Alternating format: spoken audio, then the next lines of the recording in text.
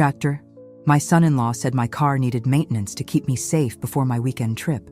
The next day when I picked it up, I dropped my purse and bent down to grab it. That's when I found a tracker hidden under the vehicle. Instead of confronting him, I quietly removed it and attached it to a semi-truck heading to Canada. The next day, I got a strange call from the Royal Canadian Mounted Police saying they'd arrested a man with my photo. Where are you watching from today? Drop your location in the comments below and hit that like and subscribe button. Let me backtrack and tell you how I got to this point. Because honey, this story has more layers than my grandmother's 7-layer cake, and trust me, that thing was a masterpiece. I'm Clara Brennan, 63 years old, and I've been a widow for exactly 2 years, 3 months, and 12 days. Not that I'm counting or anything, but when you've been married to someone for 38 years, you tend to notice when they're suddenly not snoring next to you every morning. My husband Richard died of a heart attack while mowing the lawn, which, knowing Richard, was probably exactly how he would have wanted to go. Quick, efficient, and with a perfectly manicured yard as his final accomplishment. Now, before you start thinking this is going to be some sob story about a poor little old lady, let me set the record straight. Richard might have been the one who fixed the leaky faucets and programmed the remote control, but I was the one who handled our finances. And by handled, I mean I turned his modest engineering salary and my teaching income into a portfolio worth approximately $8 million. Turns out, while Richard was building bridges, I was building our future. Who knew that all those summers spent listening to my father discuss stock markets over Sunday dinner would actually pay off? The thing about being a wealthy widow is that people suddenly start caring about your well-being in ways they never did before. Take my son-in-law David, for instance. 3 years ago, when my daughter Emma first brought him home, he couldn't have cared less about my car maintenance schedule. Now, suddenly, he's Marcus Aurelius crossed with a IAA service representative, full of wisdom about oil changes and tire rotations. David Mitchell is what my generation would call easy on the eyes. 37 years old, works in financial planning, drives a BMW that's always spotless, and has the kind of smile that makes waitresses give him extra bread rolls. Emma met him at some charity gala, where rich people pay $500 to eat rubber chicken and feel good about themselves. She was smitten from day one, which should have been my first warning sign. Emma's never been smitten by anything that wasn't bad for her.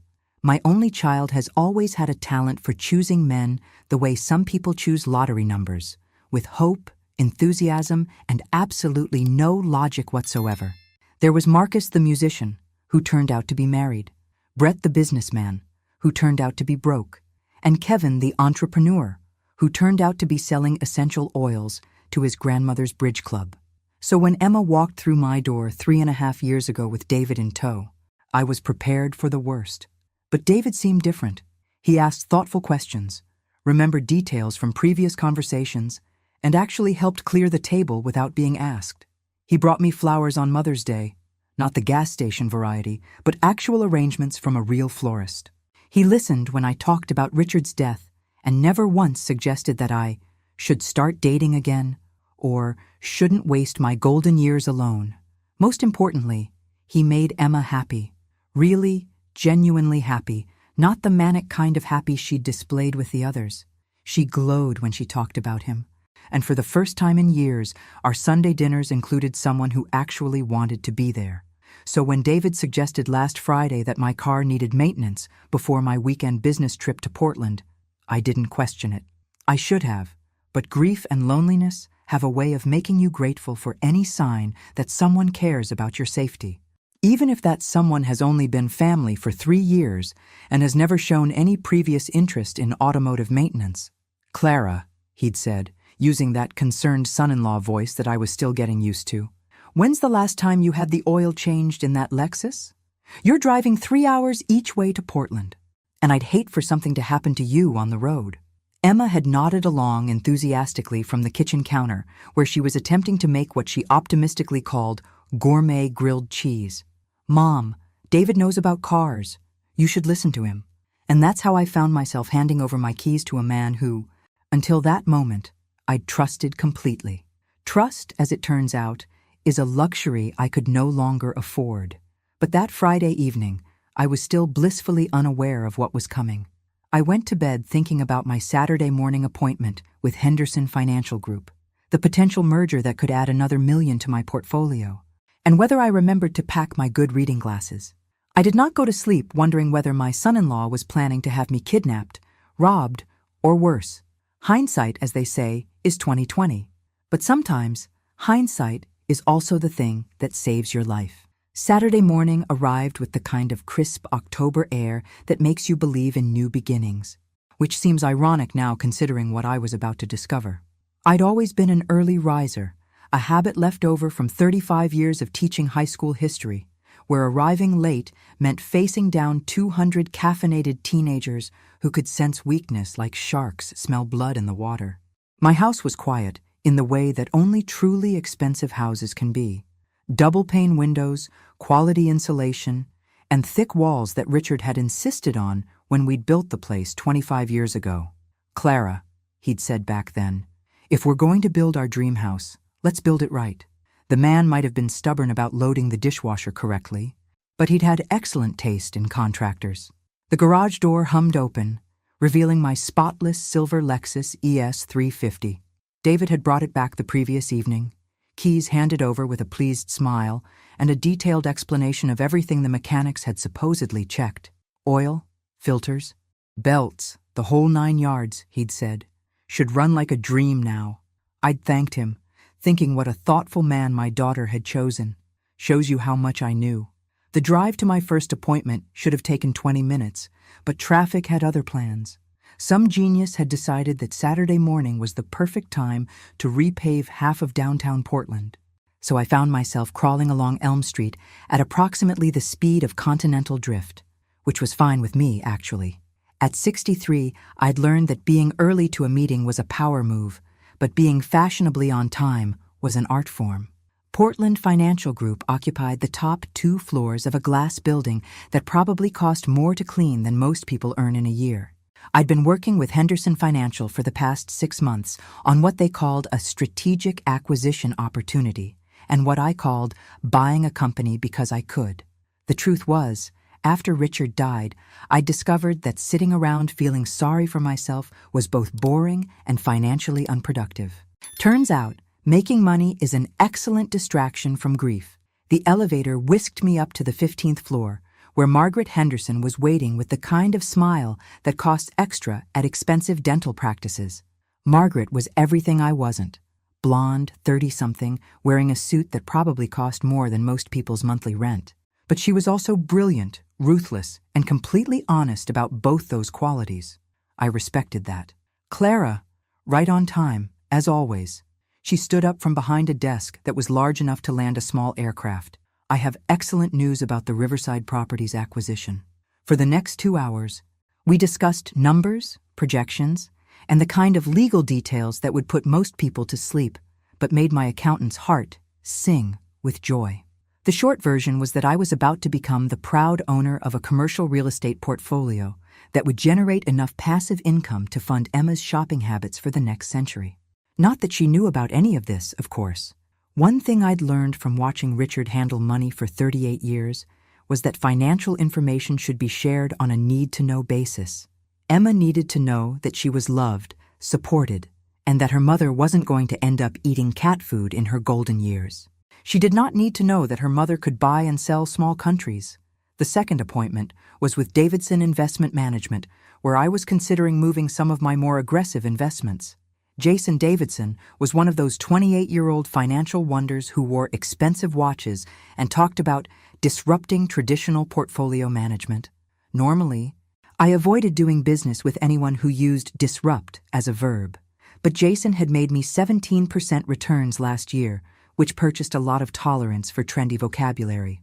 By the time I finished both meetings, it was nearly 3 o'clock, and I was ready to head home.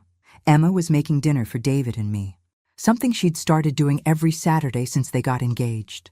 It was sweet, really, even though Emma's cooking skills were roughly equivalent to her ability to parallel park. Technically possible, but requiring multiple attempts and a lot of prayer. I walked out to the parking garage, my mind already shifting from business mode to family mode, thinking about whether I should stop and pick up dessert to supplement whatever Emma was attempting in my kitchen. That's when I made the mistake that probably saved my life. As I approached my car, I fumbled with my purse while trying to extract my keys, my reading glasses, and my parking ticket simultaneously. This is why women's purses are basically portable storage units. We never know what emergency might require immediate access to lip balm, antacids, or in this case, car keys buried under a pharmacy's worth of receipts. The purse fell. Not dramatically, not cinematically, just the regular kind of middle-aged woman dropping her purse because she was trying to juggle too many things at once. Tissues scattered, pens rolled, and my reading glasses case bounced twice before coming to rest under my car. I bent down to retrieve everything, muttering the kind of words that would have gotten me detention duty when I was teaching. That's when I saw it. Attached to the underside of my car, just behind the front wheel well, was a small black device about the size of a deck of cards. It was magnetic, clearly designed to be hidden, and it definitely hadn't been there 2 days ago when I dropped my parking permit in this same garage and had to crawl around looking for it. For a moment, I just stared at it, my brain trying to process what I was seeing. Then very slowly, I reached out and pulled it free. It came away easily, and there was no question what it was. A GPS tracker. Someone, and I had a pretty good idea who, wanted to know where I was going. I sat in my car for approximately 10 minutes, staring at that tracker like it was a particularly venomous spider that had just crawled out of my coffee cup. Part of me wanted to march straight back into the financial building, call David, and demand an explanation. But 35 years of teaching teenagers had taught me that the direct approach wasn't always the smartest approach, especially when dealing with someone who might be playing a longer game than you realized. Instead, I did what any reasonable woman would do. I Googled GPS tracker on my phone. 20 minutes later, I knew more about covert surveillance devices than most private investigators. Turns out, you can buy these things on Amazon for less than $50, and they're marketed to concerned parents and security-conscious businesses. The model stuck to my car was a Silent Tracker Pro, which promised real-time location updates and 6 months of battery life. How thoughtful of David to spring for the premium option. The question was what to do about it. My first instinct was to call Emma, but that would put her in an impossible position between her mother and her fiancé. My second instinct was to confront David directly, but that assumed he was working alone, which might not be the case. And my third instinct, which was starting to seem like the smartest option, was to turn this little spy game around on whoever was playing it. You see, one advantage of being a wealthy widow is that people tend to underestimate you. They assume that because you're over 60 and female, you're automatically helpless, confused, and ripe for manipulation. What they don't realize is that I've spent the last 40 years dealing with teenagers, tax auditors, and insurance companies. I know how to spot a con artist, and I know how to outmaneuver them. I drove to Radio Shack. Yes, they still exist, barely, and purchased a small magnetic case, some industrial adhesive, and a prepaid cell phone. Then I drove to the truck stop on Highway 84, where long-haul truckers grabbed coffee and diesel fuel before heading out on cross-country routes. The plan was simple. I would attach David's tracker to a truck heading somewhere far, far away, and then see what happened when my supposed location started moving in directions I'd never intended to go. If David was tracking me for innocent reasons, which seemed about as likely as Emma developing actual cooking skills, then nothing would happen.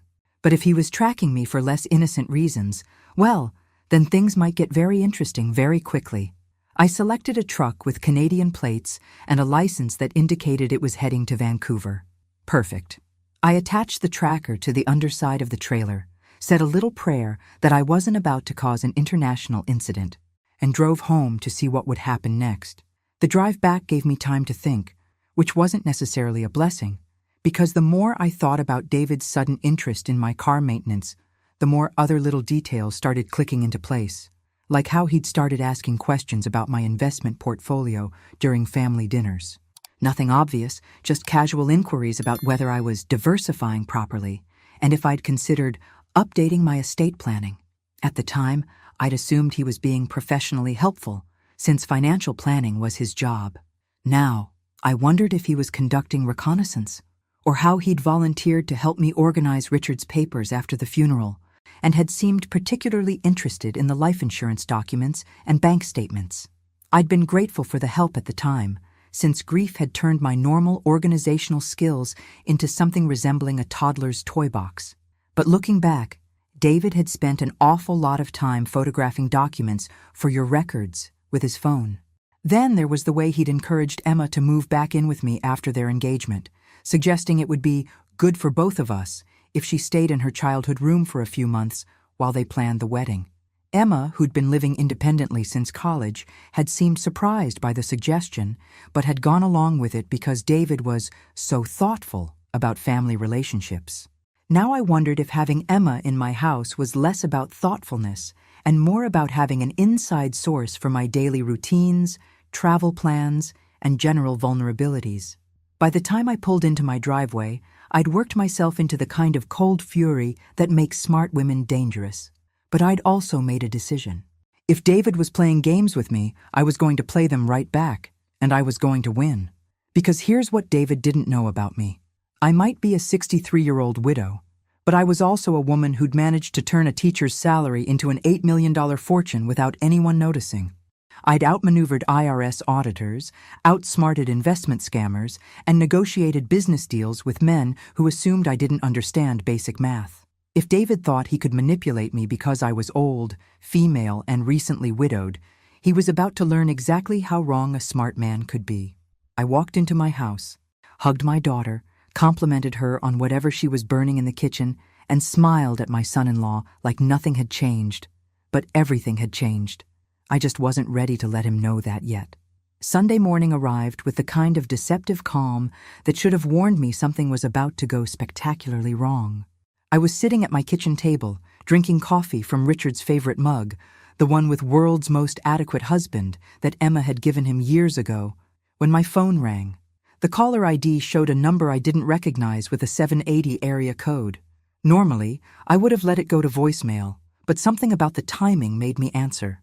"Mrs. Brennan? This is Sergeant Mitchell Wright with the Royal Canadian Mounted Police in Alberta, Canada." I nearly dropped the coffee mug. In all my scenarios about what might happen when David discovered his tracker was heading to Canada, a call from the actual police hadn't made the list. "Yes, this is Clara Brennan," I managed, trying to keep my voice steady. "Is everything all right, Sergeant?" "Ma'am, we have a situation here that you might be able to help us with. Early this morning, we arrested a man named Vincent Torres at a truck stop outside Calgary. He was behaving suspiciously around one of the trucks, and when we searched him, we found a photograph of you, along with some rather detailed personal information." My blood turned to ice water. "I'm sorry, what?" "Mrs. Brennan, this individual had your home address, your daily routine, information about your car, and what appears to be surveillance notes dating back several weeks. When we confronted him about how he'd obtained this information, he became extremely agitated and started demanding to speak with someone named David about a payment he was owed." I sat down hard in my kitchen chair, my mind racing. "Sergeant Wright, I think I need to tell you something important." For the next 20 minutes, I told Sergeant Wright about the tracker, about David's suspicious behavior, and about my growing suspicions that my son-in-law might not have my best interests at heart. To his credit, Sergeant Wright took notes without judgment and asked the kinds of detailed questions that suggested he'd dealt with elder fraud cases before. "Mrs. Brennan," he said finally, "based on what you've told me and what we've found here, I believe you may be the target of a sophisticated scam. This Vincent Torres has a criminal record for robbery, assault, and something we call virtual kidnapping, where criminals track potential victims and then demand ransom from family members by claiming the person has been abducted. Virtual kidnapping? The term sounded like something from a science fiction movie. It's more common than you'd think, especially targeting elderly individuals with significant assets. The criminals track the target's movements, wait until they're traveling alone, and then contact family members claiming they've been kidnapped and demanding immediate payment. By the time anyone realizes it's fake, the money's long gone. The implications hit me like a physical blow. So David was planning to... We can't know for certain without more investigation, but it appears someone provided Mr. Torres with detailed information about your movements and financial situation. The good news is that we caught him before anything happened, and he's been very motivated to provide information about who hired him. What did he tell you? He claims he was hired through an encrypted messaging app by someone calling himself DM. He was given $5,000 up front and promised another $20,000 once the job was completed. The plan was for him to intercept you during your business trip, contact your family claiming you'd been kidnapped, and demand $200,000 for your release. I felt sick. $200,000.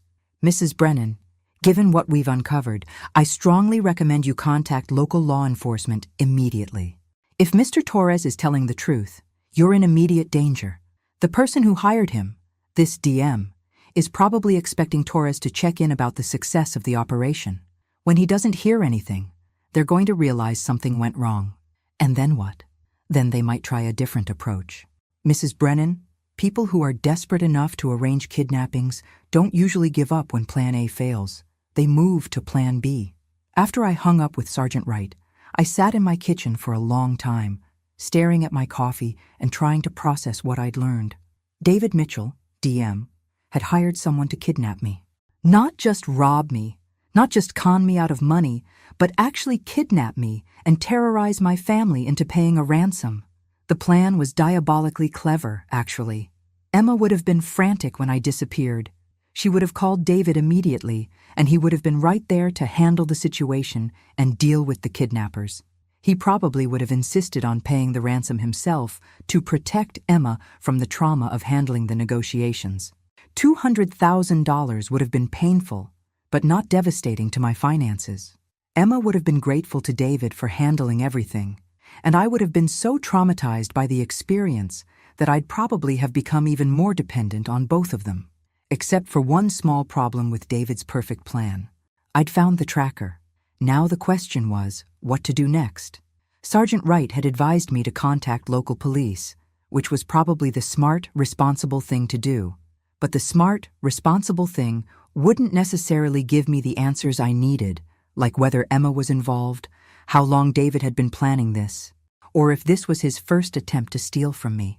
More importantly, the smart, responsible thing wouldn't give me the chance to turn the tables on David and show him exactly what happens when you underestimate a woman who survived 6 decades of men thinking they're smarter than she is. I looked at Richard's picture on the mantelpiece, the one where he's holding a fish he'd caught on our anniversary trip to Lake Tahoe. Richard had been a good man, but he'd also been a cautious man. He would have called the police immediately and let them handle everything. But Richard was gone. And I was tired of being cautious. I was about to do something that would either be very smart or very stupid, and I honestly wasn't sure which. But after spending 2 years playing the role of the grieving widow who needed everyone else's help and protection, I was ready to remind the world that I was a force to be reckoned with. David wanted to play games with me? Fine. But this time I was going to make the rules. And 2. 1. By Monday morning, I'd formulated what I charitably called a plan and what a reasonable person might have called a recipe for disaster. But reasonable people, in my experience, don't end up with $8 million and a son-in-law plotting their kidnapping, so I figured I was operating outside the realm of conventional wisdom anyway. The first step was information gathering. If David was bold enough to hire kidnappers, he was probably bold enough to have tried other schemes. I needed to know exactly what I was dealing with before I made my next move. I started with a phone call to my accountant, Harold Finch, who'd been handling my taxes since Clinton was president and who had the personality of a particularly thorough accountant, which is to say he remembered every detail of every financial transaction I'd ever made. "Harold, I need you to do me a favor," I said, sitting in my home office with the door locked and my voice low enough that Emma couldn't overhear from the kitchen. "I need you to go through my accounts for the past 3 years and look for anything unusual. Any transactions I might not have initiated, any changes to direct deposits, anything that seems off. Clara, is everything all right? This sounds like you think someone might be... I think someone might be stealing from me. Yes. And I need to know how much and for how long." Harold promised to call me back within 2 hours, which was one of the reasons I'd been using him for 20 years. The man understood urgency. Next, I called my attorney, Susan Martinez, who had the advantage of being both extremely competent and completely unimpressed by men who thought they were cleverer than they actually were. "Susan, I need you to conduct a background check on someone for me. David Mitchell, 37 years old, works for Premier Financial Planning, engaged to my daughter Emma. Clara, what's going on? This doesn't sound like a routine legal consultation. I gave Susan an abbreviated version of the tracker story and the phone call from Canada, leaving out the part where I'd decided to handle things myself rather than involving the police immediately. Susan listened with the kind of professional calm that comes from years of dealing with clients who've discovered their lives aren't what they thought they were. Clara, I want you to promise me something. Promise me you won't confront this man alone, and promise me you'll involve law enforcement if this gets dangerous. I promise I won't do anything stupid, I said, which wasn't exactly the same thing, but seemed to satisfy Susan for the moment. By noon, I had my answers, and they were worse than I'd expected. Harold called first. Clara, you're going to want to sit down for this. Over the past 18 months, someone has been making small withdrawals from your checking account. Nothing large enough to trigger automatic alerts, but consistent enough to add up. We're talking about approximately $37,000. My stomach dropped. How is that possible? I monitor my accounts religiously. The withdrawals were made using electronic transfers that were coded to look like routine bill payments. Utilities, insurance, property taxes, the kind of recurring expenses that most people don't scrutinize closely. Whoever did this knew exactly how much you typically spend on monthly expenses and stayed just under the radar. Harold, the only people who would know that level of detail about my finances would be family members or your financial advisor. Yes, Clara, this isn't the work of some random scammer. This is someone with intimate access to your financial information. Susan called 20 minutes later with information that made Harold's news look like a minor inconvenience. Clara, your future son-in-law is not who he says he is. David Mitchell does work for Premier Financial Planning, but he was hired only 8 months ago, and he was fired from his previous 2 jobs for what the HR departments tactfully called inappropriate client interactions. Which means what exactly? Which means he was caught trying to manipulate elderly clients into questionable investment strategies that would benefit him personally. He's also got serious gambling debts. We're talking about 6 figures owed to some very unpleasant people in Atlantic City. The pieces were falling into place with the kind of horrible clarity that makes you wish you'd never started asking questions. How much does he owe? Close to $300,000. Based on court filings from a civil suit last year. Clara, this man didn't fall in love with your daughter's sparkling personality. He fell in love with your financial statements. That afternoon, I sat in my living room, drinking tea and trying to decide whether I was angrier about the theft, the attempted kidnapping, or the fact that my daughter was about to marry a con man who'd been stealing from her mother for over a year. Emma was upstairs, happily planning a wedding to a man who'd probably been planning to rob us blind from the moment he walked through my front door. David was at work, presumably conducting more inappropriate client interactions, while his hired kidnapper sat in a Canadian jail cell, probably wondering why his easy payday had gone so wrong. And I was sitting in my house, looking at family photos and realizing that everything I'd believed about my life for the past 3 years had been carefully constructed lies. But here's the thing about being 63 years old and financially independent. You develop a certain perspective on problems. You realize that being angry is useful only if it motivates you to take action. And you realize that the best revenge is not getting mad. It's getting even. David thought he was playing chess with a naive widow who wouldn't recognize a con game if it came with an instruction manual. What he didn't realize is that I'd spent 40 years playing chess with teenagers, and teenagers are infinitely more devious than amateur con artists. It was time to show David exactly what happens when you underestimate a woman who's had 2 years to perfect the art of being underestimated. The game was about to change, and this time, I was going to be the one making the moves. Tuesday morning, I woke up with the kind of clarity that comes from having a purpose beyond survival. For 2 years, I'd been drifting through my days like a ghost haunting my own life, going through the motions of living without actually engaging with the world. But discovering that my son-in-law was a lying, stealing, kidnapping con artist had given me something I hadn't realized I was missing: a worthy opponent. I made coffee, read the financial news, and waited for Emma to leave for her job at the marketing firm downtown. Once her car disappeared around the corner, I got to work. My first call was to Detective Sarah Chen at Portland Police Department, because despite my newfound taste for vigilante justice, I wasn't completely reckless. Sergeant Wright in Canada had given me her contact information, and she'd been expecting my call. Mrs. Brennan, I've already spoken with the RCMP about your situation. Based on what they've told me and the evidence they've collected, we have enough to arrest David Mitchell immediately. When would you like us to bring him in? Actually, Detective Chen, I'd like to hold off on that for a few days. The silence on the other end of the line spoke volumes. Mrs.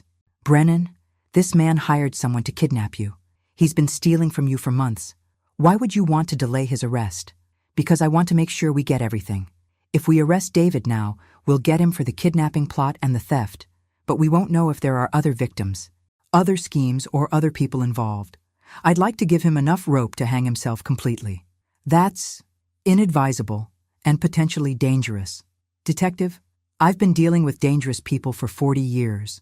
They were just smaller and had better excuses for their behavior. I can handle David Mitchell for a few more days. What I didn't tell Detective Chen was that I'd already started implementing my own investigation. While she was worried about my safety, I was worried about my dignity. David had made the mistake of thinking he was smarter than me, and I intended to prove exactly how wrong he was before the police led him away in handcuffs. After hanging up with Detective Chen, I made my second call of the day. This one to Marcus Webb at Webb Investigations. Marcus was a former FBI agent who specialized in corporate fraud and had helped me investigate a potential business partner's background 2 years ago.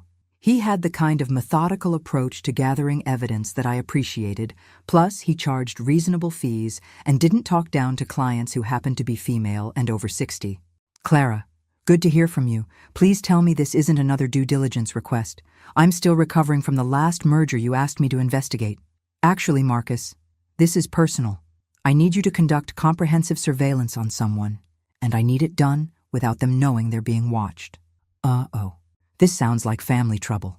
For the next 30 minutes, I explained the David situation to Marcus, who listened with the kind of professional calm that comes from having seen every possible variation of human betrayal during a 20-year law enforcement career.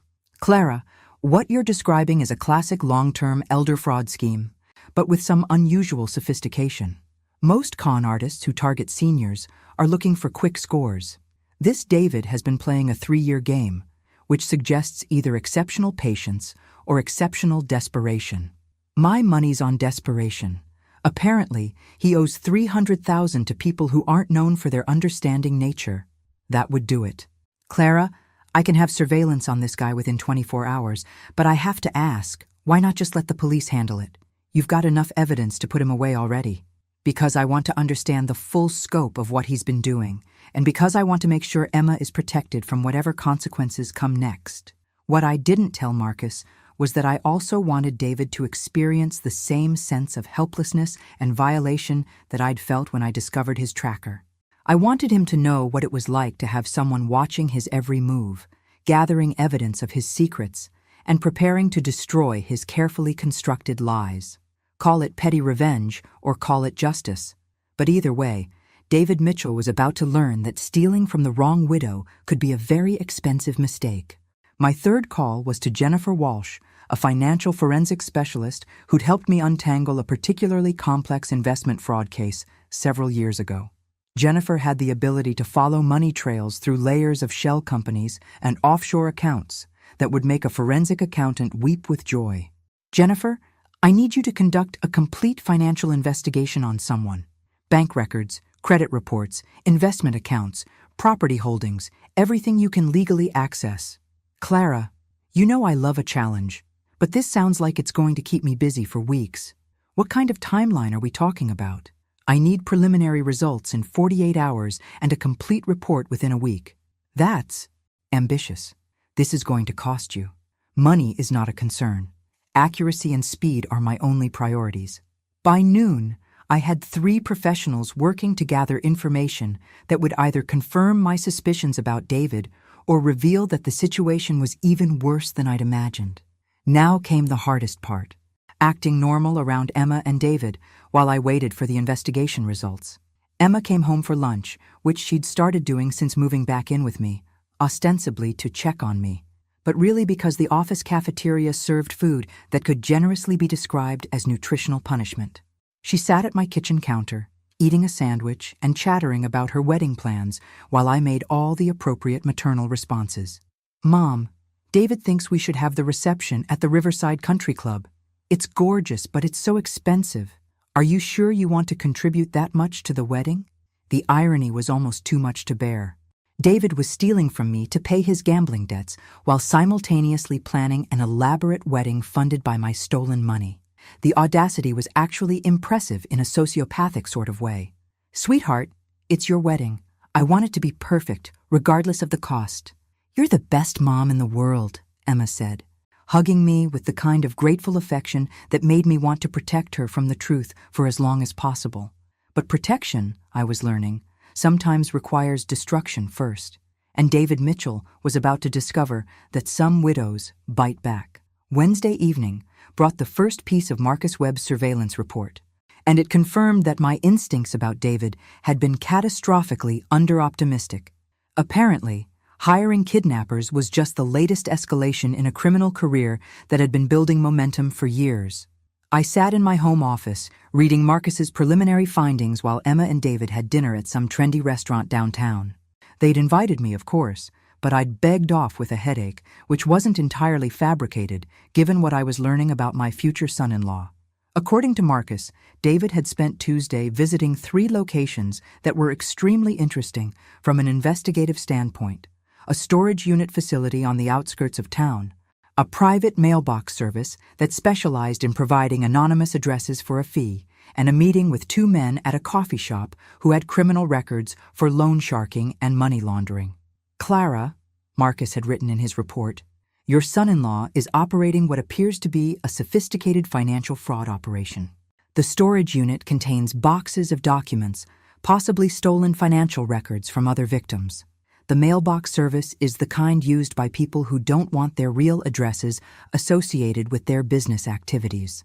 And the 2 men he met with are both associates of Tony Marchetti, who runs the largest illegal gambling operation on the East Coast." Tony Marchetti. Even I knew that name, and I made it a point to avoid knowing the names of criminals. Marchetti was the kind of man who appeared in newspaper articles about federal investigations and mysteriously disappeared witnesses. If David owed money to Marchetti's organization, he wasn't just desperate, he was probably terrified. Jennifer Walsh's financial investigation had uncovered equally disturbing information. David didn't just have gambling debts. He had a pattern of targeting elderly women with significant assets, gaining their trust, and then systematically draining their accounts. I was apparently victim number 4 in what appeared to be a career spanning nearly a decade.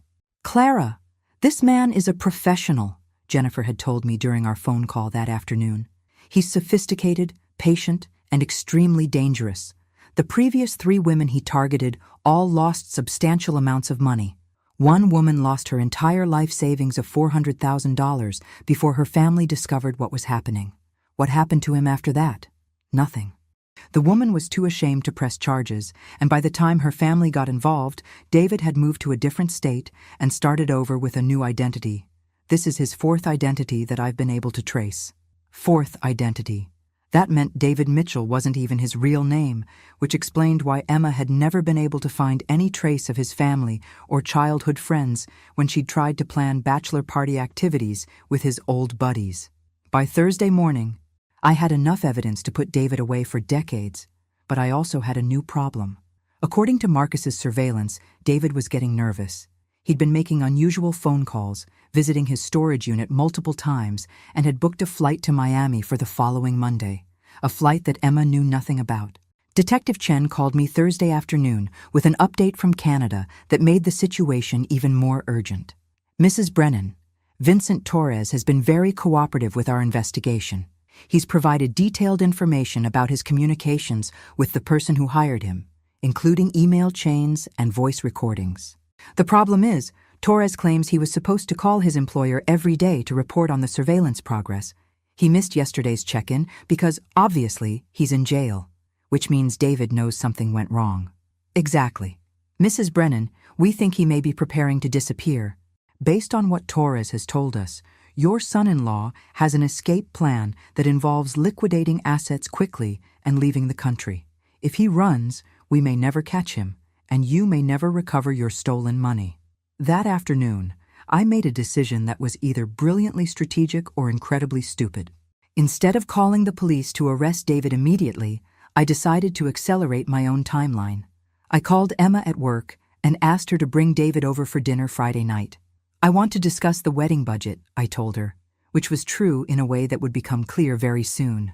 "Mom, that's so sweet of you. David will be thrilled. He's been worried about the expenses." I bet he has. Friday evening, I prepared what I privately called my last supper: roast chicken with all the accompaniments, David's favorite wine, and chocolate cake from the bakery Emma loved.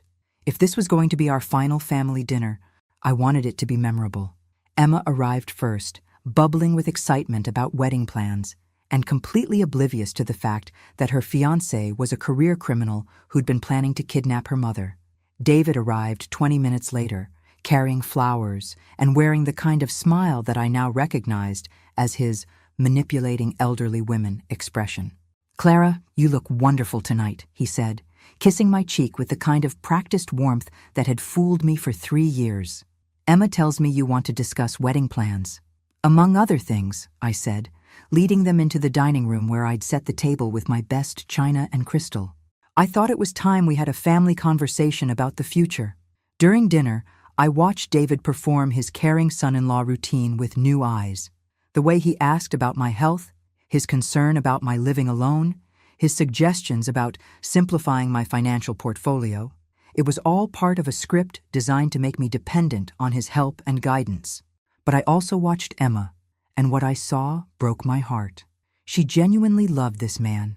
She laughed at his jokes, sought his approval for her opinions, and looked at him with the kind of trust that comes from believing you've found your person. When this all came out, it was going to destroy her faith in her own judgment, possibly for years. After dessert, I poured brandy for David and myself while Emma cleared the dishes, and then I said the words that would change everything. "David, I need to ask you about something, and I'd appreciate an honest answer." His smile flickered slightly, but held. "Of course, Clara. What's on your mind?" "I need to know why you put a GPS tracker on my car." The silence that followed my question was so complete, I could hear the grandfather clock ticking in the hallway and Emma loading dishes in the dishwasher. David's face went through a series of micro-expressions: surprise, confusion, calculation, before settling on what I'd learned to recognize as his concerned and slightly hurt look. "Clara, I'm not sure what you mean. A GPS tracker? The one you had attached to my car when you took it for maintenance last week. The one that I found in the parking garage in Portland. The one that's currently traveling through the Canadian wilderness attached to a semi-truck bound for Vancouver." Emma appeared in the doorway with a dish towel in her hands, looking confused. "Mom, what are you talking about? David, why would you put a tracker on Mom's car?"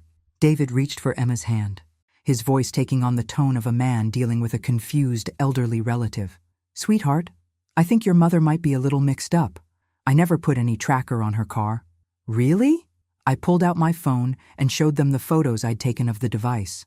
"Because I have pictures, and I have a very interesting police report from the Royal Canadian Mounted Police about a man named Vincent Torres who was arrested carrying my photograph and detailed surveillance notes about my daily routines." Emma's face went white. "Police report? Mom, what's going on?" David's mask was slipping now, his practiced calm giving way to something sharper and more desperate. "Clara, I think there might be some misunderstanding. The only misunderstanding, David, is the one you made when you assumed I was too old and trusting to notice that you've been stealing from me for 18 months. I pulled out a folder containing printouts of Harold's financial analysis and handed it to Emma. "Your fiancé has been making unauthorized withdrawals from my accounts totaling $37,000.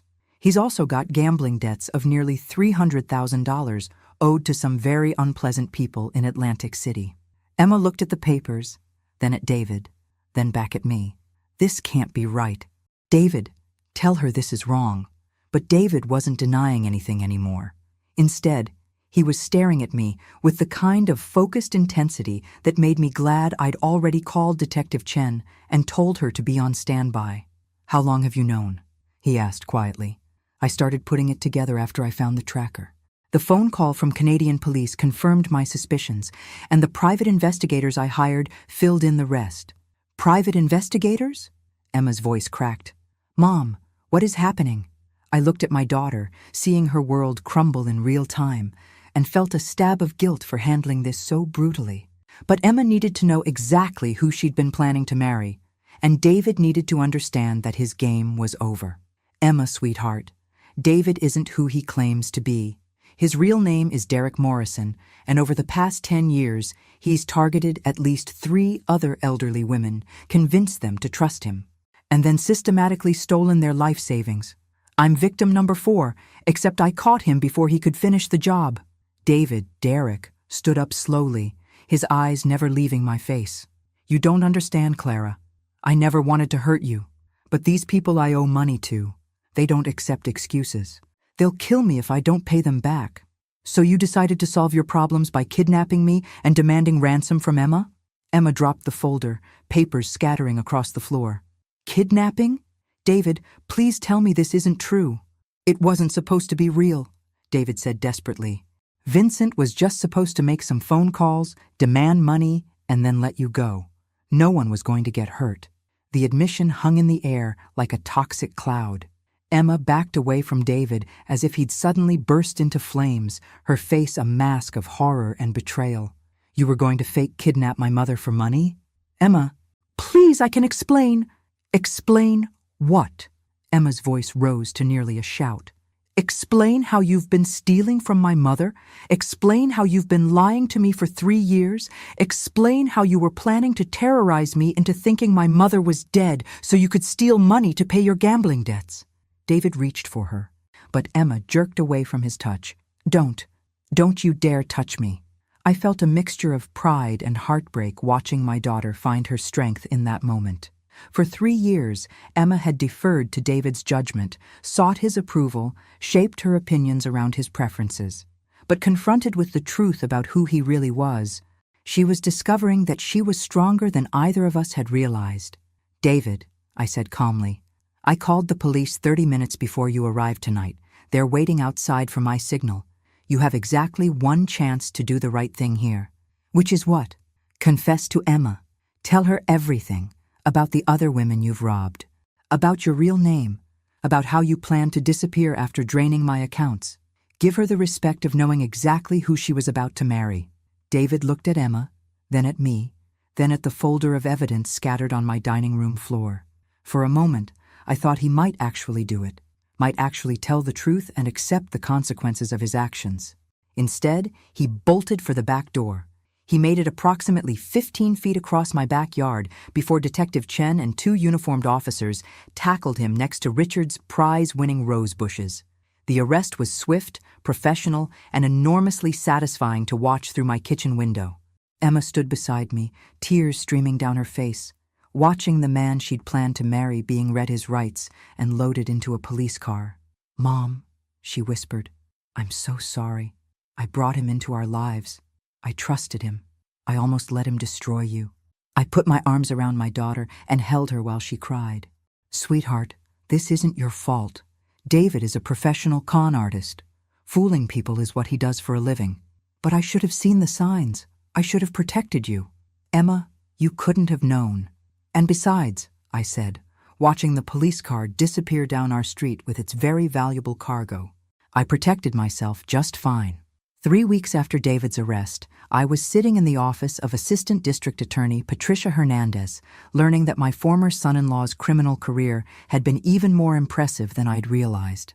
The man I'd known as David Mitchell had actually been born Derek Morrison in Buffalo, New York, 42 years ago, making him 5 years older than he'd claimed and significantly more experienced in the art of defrauding elderly women. "Mrs. Brennan," Patricia said, spreading files across her conference table like a dealer shuffling cards, "we've been investigating Derek Morrison's activities for the past month, and what we've uncovered is frankly staggering. Your case was just the tip of the iceberg." She opened the first file, revealing a photograph of a woman who looked to be in her 70s, with kind eyes and silver hair arranged in a neat bun. "This is Margaret Wellington from Sarasota, Florida. Morrison targeted her 3 years ago, convinced her to invest her retirement savings in a fake real estate venture, and disappeared with $460,000. The second file contained a picture of another woman, this one younger, perhaps in her early 60s, with the kind of determined expression that suggested she'd worked hard for everything she'd earned. Helen Rodriguez from Phoenix, Arizona. Morrison convinced her he was a financial advisor who could help her maximize her deceased husband's life insurance payout. He made off with $320,000. The third file made my breath catch. The woman in the photograph couldn't have been more than 55, with dark hair and a warm smile that reminded me of Emma at that age. And this is Janet Pierce from Charleston, South Carolina, Morrison's most recent victim before you. He convinced her to liquidate her business to invest in his exclusive investment opportunities. She lost everything, her savings, her business, her house. She's currently living with her adult daughter and working retail at the age of 58. I stared at the photographs of Derek's victims, feeling a cold fury building in my chest. These weren't just statistics or case files. These were real women whose lives had been destroyed by a man I'd welcomed into my home and trusted with my daughter's happiness. How many others? I asked. We're still investigating, but we believe Morrison has been running these schemes for at least 12 years. Conservative estimate? 15 to 20 victims, total losses approaching $3 million. $3 million stolen from women who'd trusted the wrong man. Women who'd lost not just their money, but their security, their independence, and their faith in their own judgment. What happens to him now? Patricia's smile was the kind that suggested she enjoyed her job more than was probably healthy. Mrs. Brennan, Derek Morrison is looking at federal charges for wire fraud, mail fraud, conspiracy to commit kidnapping, and about a dozen other felonies. Even with the best lawyer money can buy, which he can't afford thanks to his gambling debts, he's looking at 20 to 30 years in federal prison. And the other victims? That's actually why I asked you here today. Morrison had assets hidden in offshore accounts and safety deposit boxes that we've been able to recover. Not everything, but enough to provide partial restitution to his victims. However, there's a complication. Patricia pulled out another folder, this one thicker than the rest. Morrison claims that one of his victims was complicit in his schemes. He says that this woman knew he was defrauding others and helped him target new victims in exchange for a percentage of the profits. My blood ran cold. Who? He claims it was you, Mrs. Brennan. For a moment, I couldn't speak. The audacity was breathtaking, even by Derek's standards. He's claiming I was his accomplice? Morrison says that you discovered his criminal activities months ago, but agreed to keep quiet in exchange for a cut of his profits from future schemes. He claims the tracker incident was staged by both of you to throw off suspicion when the Canadian authorities got too close. I laughed. Actually laughed at the sheer ridiculousness of the accusation. Patricia, this man tried to kidnap me. He stole $37,000 from my accounts. He hired a criminal to terrorize my family. And now he's claiming I was his business partner? Morrison is desperate, Mrs. Brennan. He knows he's going to prison, so he's trying to drag down anyone he can reach. The good news is that his story doesn't hold water under examination. The evidence clearly shows you were a victim, not an accomplice. But Morrison has been very creative with his accusations.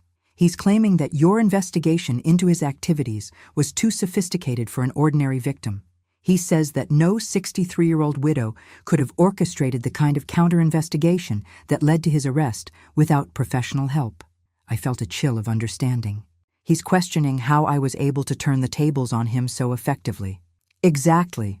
Morrison's lawyer is going to argue that you must have had inside knowledge of his operations, possibly gained through a partnership that went sour. They're going to claim that you only turned against him when you realized you were about to be caught yourself. The irony was almost funny.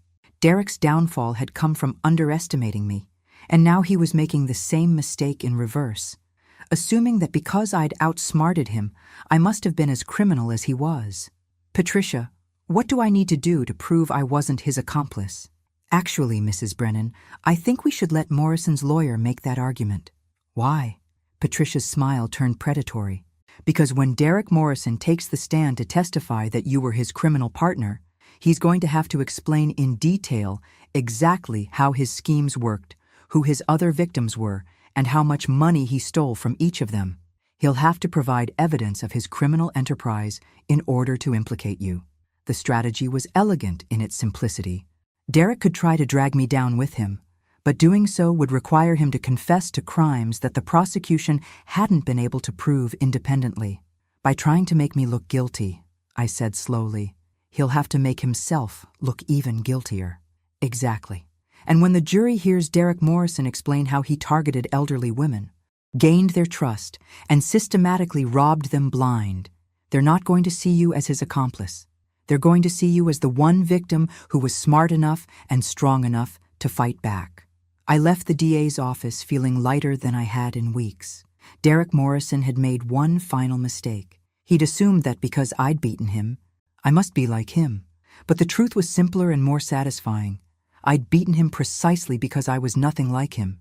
Derek was a predator who survived by targeting the vulnerable. I was a woman who'd spent 40 years teaching teenagers, managing finances, and solving problems that seemed impossible until you broke them down into manageable pieces. Derek thought he was playing chess with a naive widow. I'd been playing chess with a man who didn't even realize he was in the game. And soon, a jury would hear exactly how that game had ended. The trial of Derek Morrison began on a crisp January morning, exactly 4 months after his arrest in my backyard. I sat in the front row of the gallery, wearing my best navy suit and feeling like I was about to watch the final act of a play I'd been writing for months. Emma sat beside me, her hand tight in mine. The past 4 months had been difficult for her. Not just the betrayal and humiliation of discovering her fiancé was a career criminal, but the process of rebuilding her sense of trust and judgment. She'd been in therapy, had moved back into her own apartment, and was slowly becoming the confident, independent woman I'd always known she could be. Derek sat at the defendant's table looking like a man who'd aged 5 years and 4 months.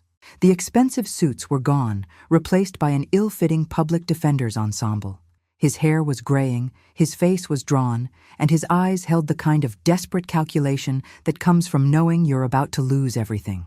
His lawyer, a tired-looking man named Bradley Fitzgerald, had indeed decided to pursue the strategy Patricia Hernandez had predicted.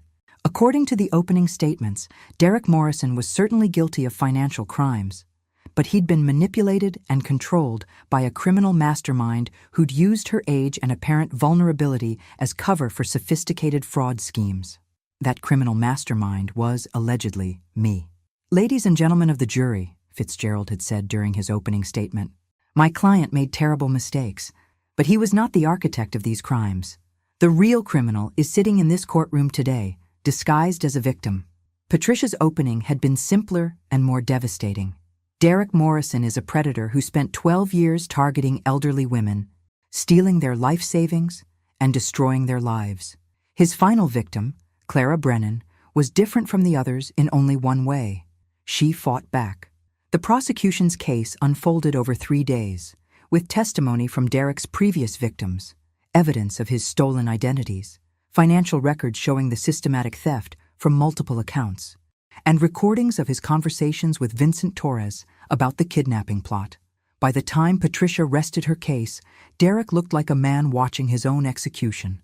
Then came the defense's turn, and Bradley Fitzgerald called his star witness, Derek Morrison himself. For 2 hours, Derek testified about his criminal activities in excruciating detail.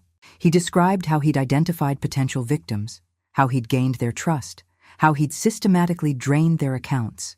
He explained his system for creating false identities, his methods for avoiding law enforcement, and his techniques for disappearing when suspicion grew too strong. And then, finally, he began to implicate me.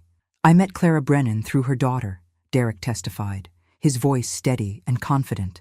"At first, I thought she was just another target, but during our second meeting, she made it clear that she knew exactly who I was and what I did for a living. This was news to me, since our second meeting had involved him helping me program my universal remote control, but I kept my expression neutral. Mrs. Brennan told me that she'd been watching my activities for months," Derek continued. "She'd identified my previous victims, tracked my financial accounts, and documented my methods. She said she could expose me to law enforcement anytime she wanted. Fitzgerald led Derek through increasingly elaborate lies about our supposed criminal partnership. According to Derek, I'd demanded 50% of his profits from future schemes in exchange for my silence. I'd helped him identify new victims among my wealthy social circle. I'd provided financial expertise that made his fraud more sophisticated and harder to detect. Mrs. Brennan wasn't a victim, Derek concluded. She was my business partner, and she only turned against me when she realized the Canadian police were closing in and she needed a scapegoat. It was a masterful performance, delivered with just the right combination of remorse and righteous indignation. If I hadn't known it was complete fiction, I might have found it convincing myself. Then Patricia stood up for cross-examination, and Derek Morrison learned what it felt like to be outmaneuvered by someone smarter than he was. "Mr. Morrison," Patricia began, "you've testified that Mrs. Brennan demanded 50% of your profits from future fraud schemes. Can you tell the jury how much money you made from your partnership with Mrs. Brennan?" "Objection," Fitzgerald said quickly. "Relevance? I'll allow it," the judge ruled. Derek shifted uncomfortably. It's difficult to calculate exactly.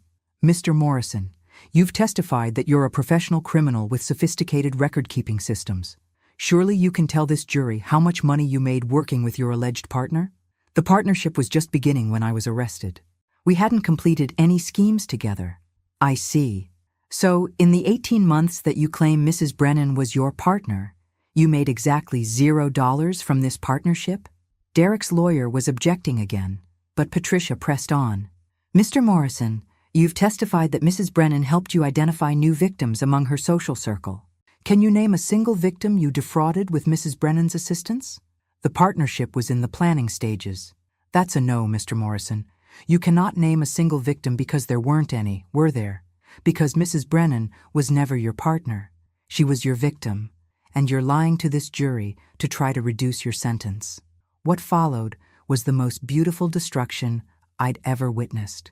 Patricia systematically demolished every aspect of Derek's story, using his own testimony against him.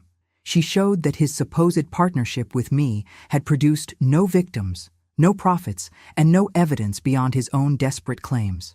More damaging still, she used Derek's detailed descriptions of his criminal methods to prove additional charges that the prosecution hadn't been able to establish before.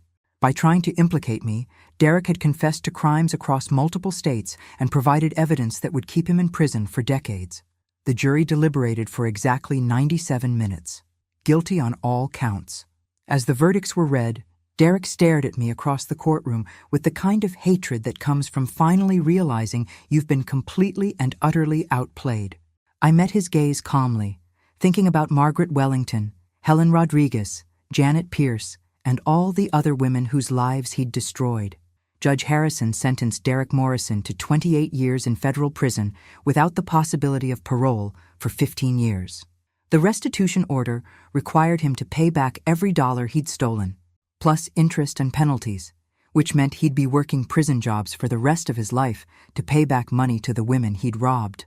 As the bailiff led Derek away in handcuffs, I felt Emma squeeze my hand. "Mom," she whispered, "I'm proud of you."